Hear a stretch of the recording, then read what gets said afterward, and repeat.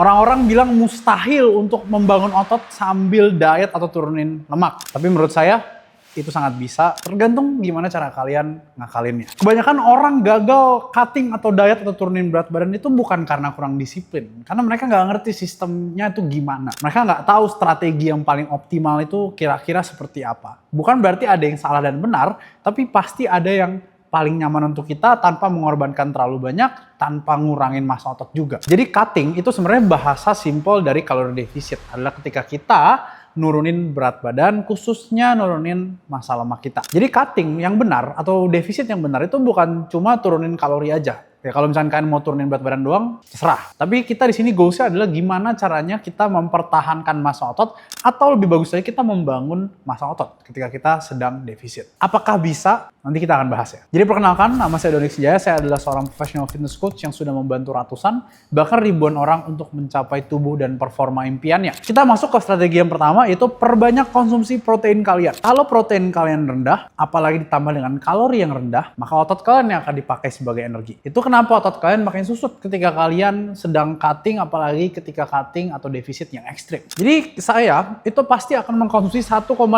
sampai 2 gram per kilogram berat badan saya untuk protein. Jadi jika berat badan saya 80 kg, maka saya akan konsumsi sekitar 140 sampai 160 gram protein per hari. Bukan gram ayamnya ya, karena dalam 100 gram dada ayam misalkan itu mengandung sekitar 27 sampai 30 gram protein. Maka kita harus konsumsi berarti berapa dada ayam tuh? Hampir setengah kilogram. Jadi kalian harus belajar dulu untuk hitung proteinnya, karena dalam fase apapun kalian harus hitung protein yang masuk ke tubuh kalian. Karena ini adalah fondasi yang paling penting berbicara dalam membangun massa otot ataupun mempertahankan massa otot ya. Jadi dalam kondisi ketika kita kelaparan atau ketika kita defisit, maka protein itu akan mempunyai efek positif yang begitu banyak. Yang pertama, udah pasti mengurangi kehilangan massa otot, karena untuk membangun massa otot kita perlu protein, untuk memperbaiki massa otot kita juga perlu protein. Yang kedua, yang paling penting juga itu adalah meningkatkan rasa kenyang. Jadi rasa kenyang ini ditimbulkan karena protein sendiri itu mempunyai satiating effect atau efek mengenyangkan yang cukup tinggi jika dibandingkan dengan karbohidrat misalkan. Jadi protein yang begitu banyak ini yang sekitar 150-an gram itu akan saya bagi 4 kali makan. Jadi sekitar 25 sampai 50 gram protein sekali makannya. Ini adalah teknik yang paling optimal,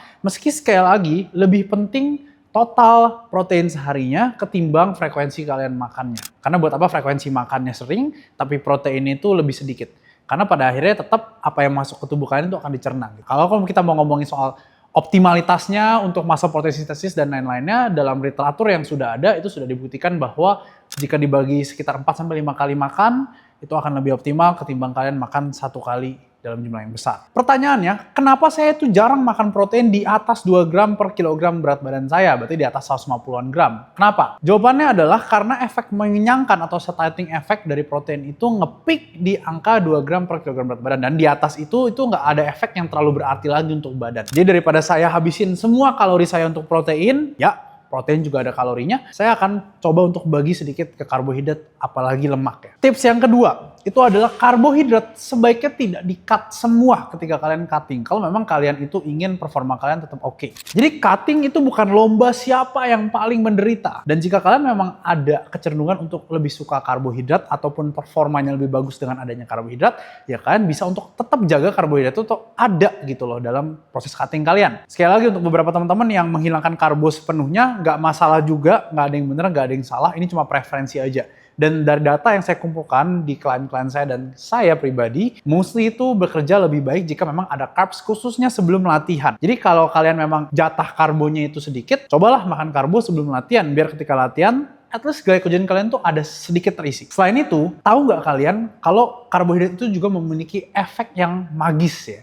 Kita bisa sebut dengan protein sparing effect. Dengan adanya karbohidrat, tubuh itu akan menggunakan karbohidrat sebagai energi utama. Jadi ketika kalian nggak punya karbohidrat, maka ada kecenderungan badan kita bisa memakai protein bukan untuk pembangunan otot ya, tapi lebih ke energinya. Jadi ya, protein itu bisa dipakai sebagai energi, dan jika kita memiliki carbs di dalam sirkulasi tubuh kita gitu ya, atau kita ada sedikit konsumsi carbs, maka karbo ini akan dipakai dan tubuh akan memiliki efek sparing ya, atau nggak terlalu memakai protein sebagai bahan bakar. Sekarang kita masuk yang ketiga, yaitu adalah dari latihannya. Gimana latihan yang paling optimal untuk cutting atau ketika defisit. Latihan terlalu keras ketika kalian defisit itu bukan malah menambah bagusnya, tapi akan malah menambah kelelahan kalian. Ketika kita lagi defisit kalori, ketika kita lagi cutting, ketika kita dalam kondisi lemas, maka udah sewajarnya kita nggak seagresif itu untuk tambahin beban dari minggu ke minggu ya. Karena sekali lagi kita ingin menghindari yang namanya cedera. Dan dalam kondisi defisit, ketika kita lemas, apalagi moodnya lagi kurang enak, kemungkinan besar kita akan lebih rentan terhadap cedera. Itu kenapa saya akan memilih jalur yang lebih santai aja dalam latihan. Saya nggak nafsu untuk nambahin beban terus, tapi saya nambahin itu pelan-pelan. Saya akan make sure saya siap untuk tambah beban dan jangan memaksakan terlalu dini. Jadi di sini saya akan menjaga RPE atau tingkat kesulitan relatifnya itu tidak gagal terus. Saya akan jaga mungkin di RPI 8. Jadi mungkin untuk beban-beban yang berat gitu ya, di squat, di bench press, deadlift, pull ups gitu-gitu, saya nggak akan memaksakan hingga gagal 100% gitu ya. Berbeda jika dengan bicep curls yang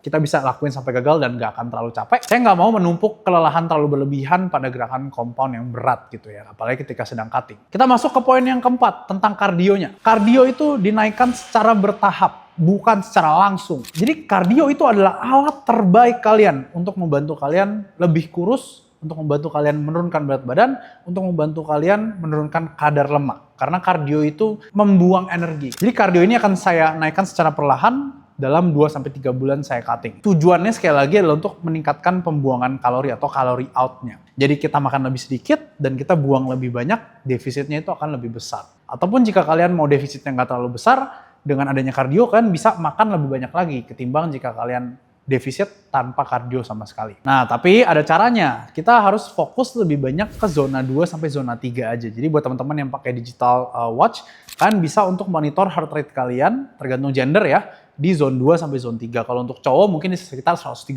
sampai 140-an beats per minute. Kenapa kok nggak dinaikkan terlalu tinggi atau kita yang penting fokus jalan aja? Jawabannya gini, kalau misalkan kalian naikin terlalu tinggi, kelelahannya akan terlalu banyak. Dan kalau misalkan kalian terlalu berfokus pada steps, boleh aja, tapi nggak semua orang punya waktu untuk terlalu aktif jalan-jalan. Ada beberapa dari kita yang mungkin lebih fokus kerja di depan laptop. Nah, itu gimana mau jalannya? Kemungkinan besar jika memang kalian adalah pekerja kantoran, ya lebih baik kalian dedikasikan waktu sendiri untuk kardio ya. Kenapa zone 2 sampai zone 3? Karena pertama, dia lebih tidak membebani tubuh terlalu banyak. Jadi kita nggak terlalu stressful ketika kita kardio. Dan yang selanjutnya itu efisien juga untuk membakar kalori, apalagi dilakukan dengan moderate intensity ya. Dan yang terakhir itu adalah lebih relatif tidak terlalu stressful juga untuk sistem saraf kalian.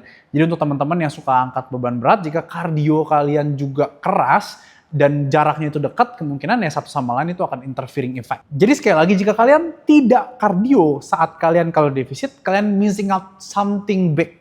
Kalian missing out strategi yang seharusnya kalian tuh pakai. Dan buat teman-teman yang mau kardio, sekali lagi, naikkan secara perlahan, jangan terlalu buru-buru. Jadi sebagai penutup, cutting yang saya sebutin protokolnya barusan, mungkin aja terdengar membosankan ke kalian karena nggak naik beban terlalu banyak, kardionya dibilang jangan terlalu cepet dinaikinnya.